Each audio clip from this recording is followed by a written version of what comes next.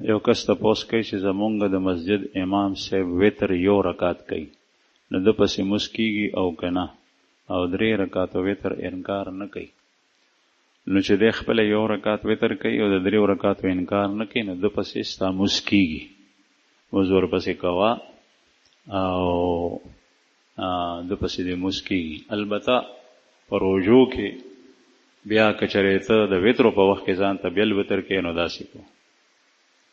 یو زنانه تپوس کړی دی، جینۍ ده، چې زما عمر 19 کاله دی او زما انحصار د ژوند د پلار په ګټه دی او زه خپله کار کسب نشم کولی، زنانه ذات یم او زما د پلار ګټه حرامه ده، نو آیا زما عبادات او دعاګانې قبلیږي که دې کې څه فرق راځي چې زه د پلار خرچې نه خرچه خورم؟ جواب یې دا دی چې نه، ستا خپل عبادات قبلیږي، خو پلار ته صرف دومره وایه چې پلار په طریقه چې د پلار حتک ونشي، ورته وایه چې پلار حرام مال ماخله، حرام مخوره.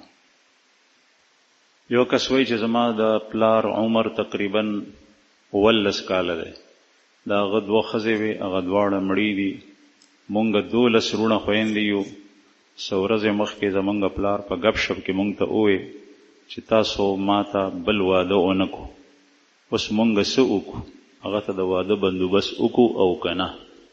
نو تاسو ورته خامخا وکئ د واده بندوبست، ځکه چې د سړي په آخر عمر کې خدمت ته ضرورت ډیر وي په نسبت د مخکې.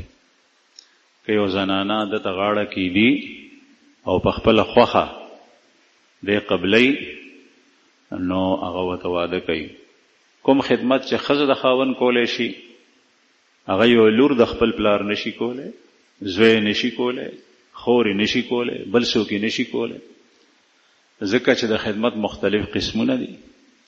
نو ښځه ورته وکړي ما په خپله د 15 او یو د کالو د زلمي نکاح تړلې ده، او چې نکاح ته کله روانو نو زه ورپسې هم دی زما نه مخکې و، نو د بوټانو د پوندې چې کوم د پوندې د بوټانو د پاسه یې ښوي، بوټان هم سم نه وچولي. به هر حال زامن هم و، خو خوشحاله و. ما یې زوی نه تپوس وکړو لکه زلمی کوم دی؟ وی دا دی که نه، دا ستا مخکې چې روان. نو نکاح کیږي، دا د خندا خبره نه ده، دا زمونږ د خلکو د غلطو رواجونو د وجه نه دا شی دغه کړی دی. بیا د اولاد دا اسرې دا لالچ دی چې اوس به د مال تقسیمیږي، بیا به زمونږ نور خصم هم زمونږ سره په دې میراث کې پیدا کیږي، د دې ښځې نه به نور اولاد وي، هغه به زمونږ سکرونه خویندې نه زمونږ سره میراث کې شریک شي.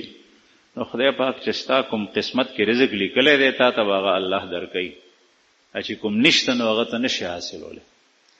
باقي د پلار د خپله خوښه ده چې د هغه وس وي، مهر ورکولی شي، خرچه وتشولی شي، نو هغه ته نکاح وکړي. یو کس وایي چې آیا ویښتو ته تور رنګ ورکولی شم؟ زما عمر 21 کاله دی او ویښته مې سپین شول، اوس دې ته تور رنګ ورکول جایز دي او که نه؟